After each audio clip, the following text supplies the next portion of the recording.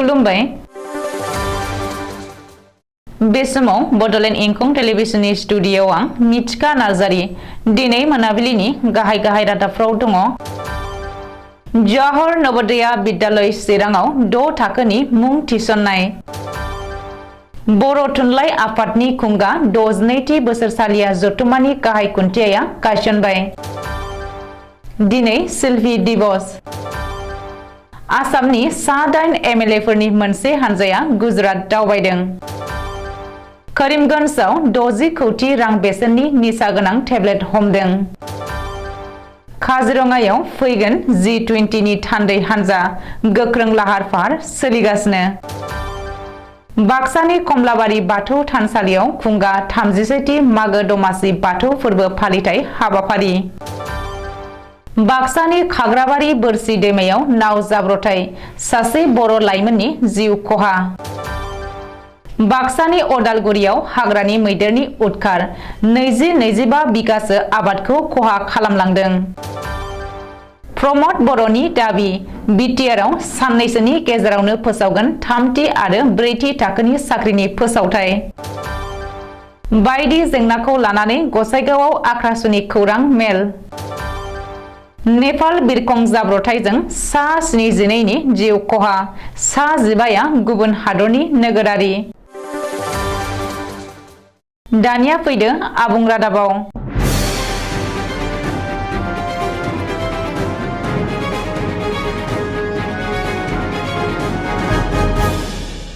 चिरां जिल्लानि बिजनी महकुमानि सिङाव थानाय खामारगुरि जवाहर नवोदय विद्यालया 2023-24 मायथाइनि एबा सेसननि एडमिशननि थाखाय 5 थाखोखौ उथ्रिसारनाय एबा 6 थाखोनि थाखाय फरायसा बिजाथिफोरखौ अनलाइननि जोहै आर'जलाइ होनो हांख्रायदों। गोसो गुदुं बिजाथिफोरनि थाखाय फैगौ 31 जानुवारि 2023 नि गेजेराव अनलाइन आर'जलाइ होनो हागोन होननानै चिरां जिल्लानि जवाहर नवोदय विद्यालयनि गोरायुङा मिथिहोदों। लोगोसे गावबा गावनि आधार लिंक आरो मबाइल नाम्बारखौ होफानानै जवाहर नवोदय विद्यालयनि वेबसाइट www.navodaya.gov.in आव एप्लाइ खालामनो हागोन आरो बांसिनै मिथिनो थाखाय गाहायाव होनाय मबाइल नाम्बाराव सुलाद लानो हागोन। मबाइल नाम्बार 8254829878 9101403637 8837328336 आरो 9365006809। बर' थुनलाइ आफादनि खुंगा 62थि बोसोरसालिया जथुम्मानि गाहाय खुन्थियाखौ दिनै गायसनबाय।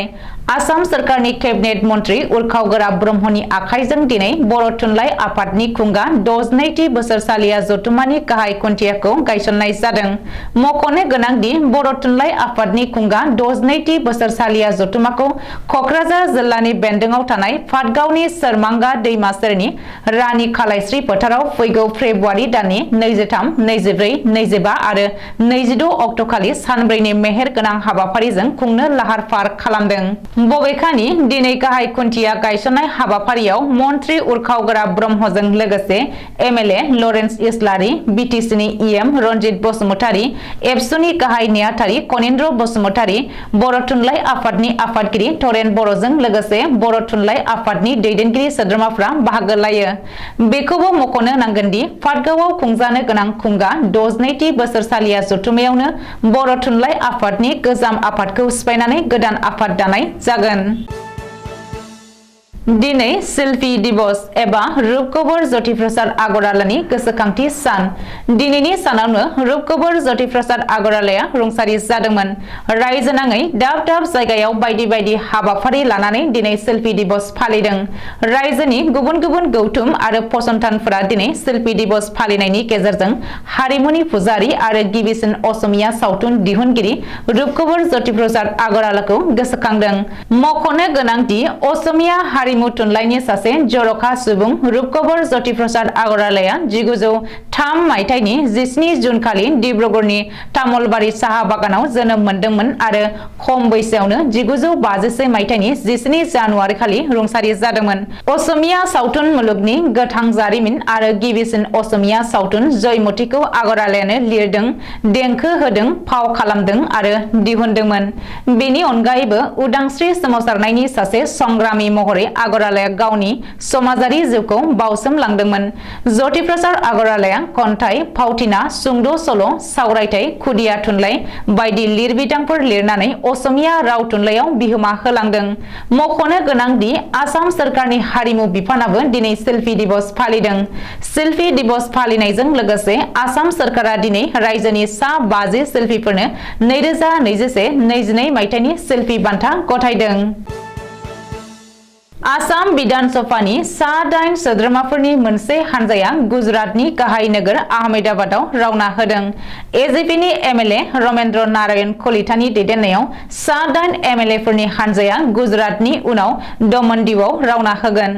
रमेन्द्र नारायण कलिता दैदेननाय बै सा 8 एमएलएफोरनि हानजायाव दङ आमगुरिनि एजिपि एमएलए प्रदीप हाजरिका, दिग्बैनि बिजेपि एमएलए सुरेन फुकन, दुलियाजाननि बिजेपि एमएलए तेरस गुवाला आरो गोबां।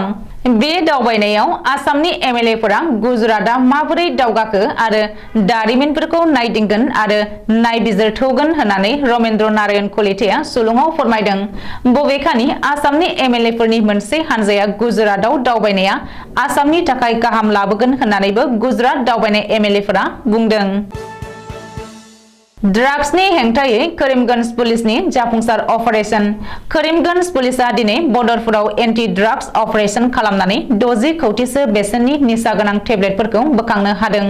कौटि रांनि निसा गोनां टेब्लेटफोरजों लोगोसे करीमगंज पुलिसा सासे पेडलारखौबो हमनो हादों। बबेखानि हमजानाय ड्राग्स पेडलारखौ जामालुद्दिन होननानै सिनायथिदों।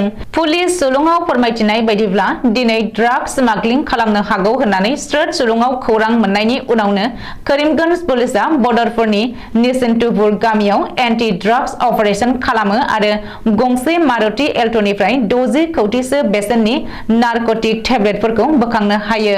बेनि उनाव जामालुद्दिन मुंनि गारि ड्राइभारखौ पुलिसा हमो आरो गावनि जिम्मायाव लायो। मख'नो गोनांदि बेनि सिगां थांनाय डिसेम्बर दानावसो गोबांथार बिबांनि ड्राग्सजों लोगोसे सानै फालांगिरिखौ करीमगंज पुलिसा हमनो हादोंमोन। फैगौ 4 फेब्रुआरि खालि आसामनि थाखाय मोनसे गेदेर सान। 4 फेब्रुआरि खालि बुहुमनि गुबुन गुबुन हादरनि दैदेनगिरिफ्रा आसामाव दावबायफैगोन। 4 फेब्रुआरि खालि G20 नि थान्दै हानजाया आसामाव फैगोन। काजिरङा नेशनेल पार्कआव दावबायनो आरो नायनो फैगोन G20 नि थान्दै हानजाया। ओरैहाय काजिरङायाव G20 नि थान्दै हानजाखौ बरायनो थाखाय गोख्रों लाहार फाहार खालामदों काजिरङा नेशनेल पार्क खुंथाय आरो गलाघाट जिल्ला खुंथाया। बेनि बागै गलाघाट जिल्ला खुंथाय आरो हाग्रा बिफाना मन्त्रि अतुल बरानि बाहागो लानायाव मैया मोनसे सावराय मेल जथुमदों। G20 नि थान्दै हानजाखौ बरायनाय आयदाखौ लानानैनो बे मेलखौ जथुमनाय जादोंमोन। रिपर्ट बायदिब्ला 4 फेब्रुआरि खालि फुंनि 9:30 रिंगायाव G20 नि थान्दै हानजाया काजिरङायाव सौफैगोन आरो काजिरङायाव बेरायनानै बेनि मिथिंगायारि समायनाखौ नायनानै बेलासे 4:30 रिंगायाव गिदिंलांफिनगोन। बबेखानि G20 नि थान्दै हानजाफोरखौ काजिरङानि कोहरा, बागोरी आरो आगरातली हाग्रा ओनसोलफोरखौ नायगिदिंहोनो लाहार फाहार खालामदों। बेनि अनगायैबो हाग्रा बिफाननि दोनथुमसालि, हाग्रानि जिब जुनार बोखांनाय आरो फाहामनाय मिरु, हाथिकुलि साहा बागानखौबो नायगिदिंहैनायनि थाखाय लाहार फाहार खालामगोन होननानैबो मिथिनो हादों। मख'नो गोनांदि G20 नि थान्दै हानजाया काजिरङायाव दावबायफैनाया काजिरङायाव दावबायनाय बिथिङाव मोनसे गोसोखांजाथाव जागोन होननानैबो खुंथायआ फोरमायदों। बाक्सा जिल्लानि सालबारि महकुमानि बेन्दोंआव थानाय कमलाबारि बाथौ थानसालियाव दिनै सानसेनि मेहेरगोनां हाबाफारिजों गाजा गोमजायै खुंफुंनाय जादों। बेजों लोगोसेनो गामिनि रंजानायजों लोगोसे समाजारि, हारिमु, सोलोंथाइ, राव थुनलाइ जौगानायनि बागै गेवलां मेलनि हाबाफारिबो लानाय जादों। लोगोसे थांनाय HSLC आरो HS आनजादाव सेथि थाखोआव उथ्रिसारनाय फरायसाफोरखौबो मान बावनाय हाबाफारि लानाय जादों। गेवलां मेलनि जोबथारनायाव हाबाफारियाव साबायखर बावनाय आरो बान्था राननाय हाबाफारिबो लानाय जादों। बाथौ फोरबोनि सोमोन्दै गाहाय दौरिया खौरांनि गेजेरजों फोरमायदों दि बोसोरफ्रोमबो खुंबोनाय बायदि देग्लायबो दिनै मागो दाननि 1 खालारखालि गाजा गोमजायै खुंफुंनाय जादों।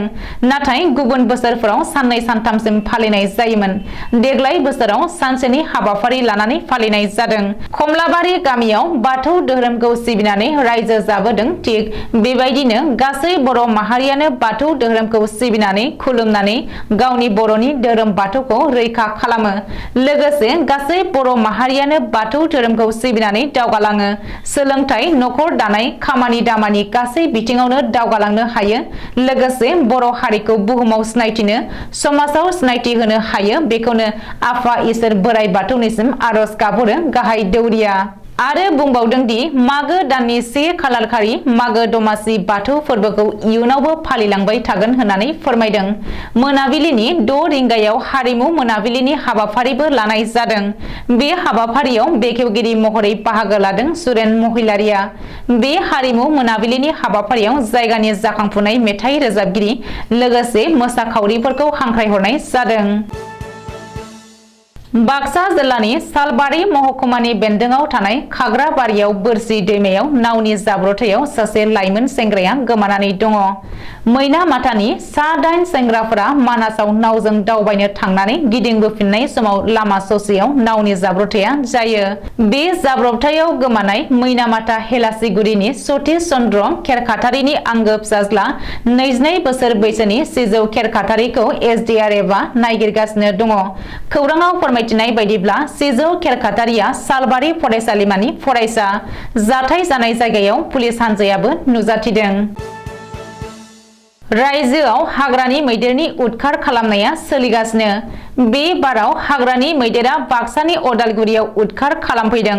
मोनाबिलि समावनो माहारियारि मानास हाग्रामानिफ्राय ओंखारबोदोंमोन मोनसे गेदेर हानजानि मैदेर फालोआ।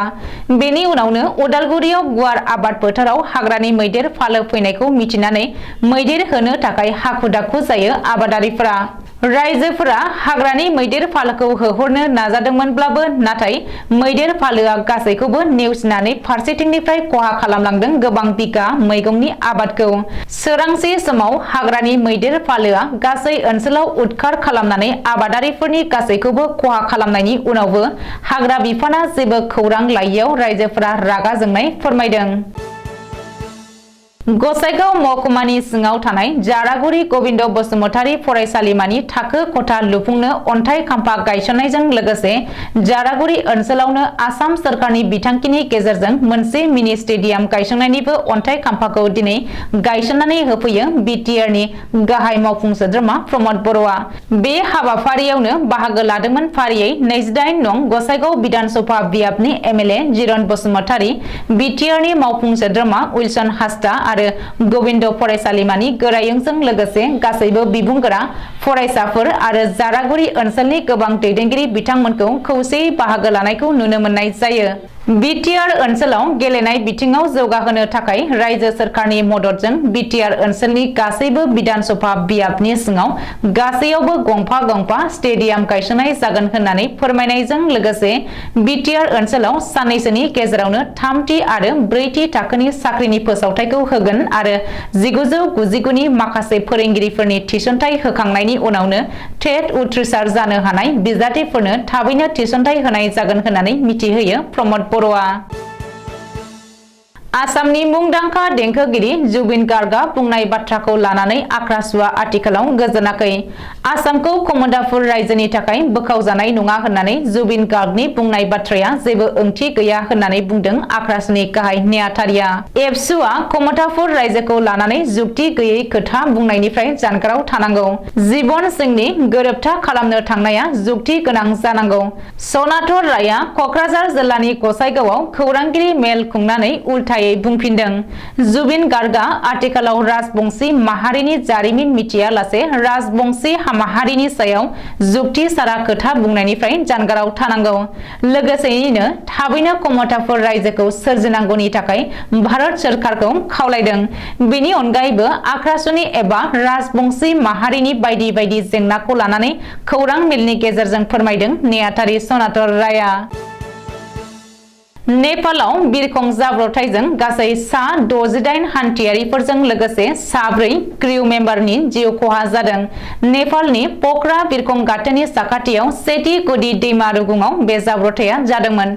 सुलुङाव फोरमायथिनाय बायदिब्ला नेपालनि राजथावनि काठमान्डुनिफ्राय 200 किल'मिटार गोजान पकरा बिरखं गाथोनाव रबिबारखालि हरखाबै सेथि एयारलाइन्सनि एटियार 70 हान्थियारि बिरखंआ गासै सा 68 हान्थियारिखौ लानानै काठमान्डु बिरखं गाथोननिफ्राय थांनाय 1 जानुवारि 2023 आवसो गोदानै चाइनानि कम्पानिजों लुफुंजानाय पकरा बिरखं गाथोनाव थांदोंमोन। बे समावनो बिरखंनि इन्जिना हरखाबै खाराब जानायाव बे जाथाया जादोंमोन। गासै साब्रै क्रिउ मेम्बारखौ लाफानानै बिरखंआव सा 72 दंमोन। बिनिनो सा 72 सुबुङा जिउ गोमादों।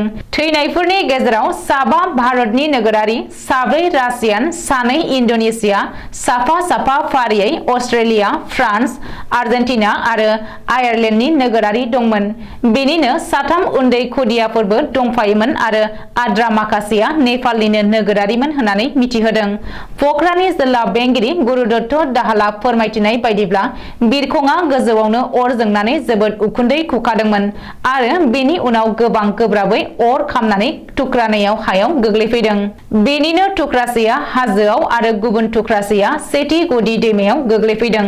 फुंनि 11:50 रिंगायाव जानाय बे जाब्रबथायखौ लानानै नेपालनि गाहाय मन्त्रि पुष्प कमल दाहालआ इमारजेन्सि केबिनेट मेल जथुमनानै बयजोंबो सावरायदों आरो जाथायनि सायाव दुखु फोरमायदों। बे जाथायनि सायाव गोबाङानो गोबां रोखोमनि सावरायदों। मानो होनोब्ला नेपालाव 2020 मायथाइनिफ्राय दासिमाव गासै सा 350 बिरखं हान्थियारिफ्रा जिउ गोमाबाय।